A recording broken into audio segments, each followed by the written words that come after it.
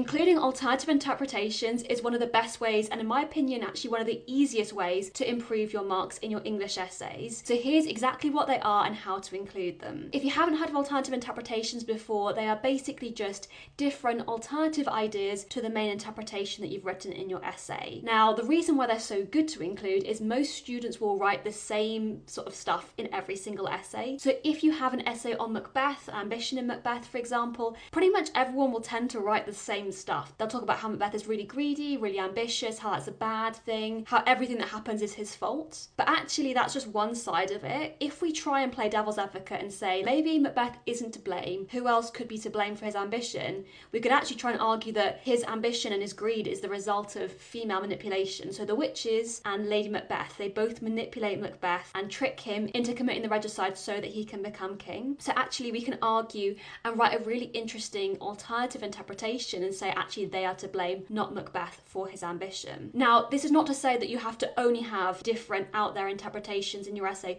You still want to include the standard ones. These alternative interpretations are like supplementary ideas that you're adding into your essay just to show the examiner that you can think outside the box, that you have unique, interesting ideas of your own. And actually, if you've got mocks coming up, I'd really recommend trying this for the mocks. If you have any questions or you'd like me to make any videos about alternative interpretations for any of the characters or themes in any particular text, let me know in the comments.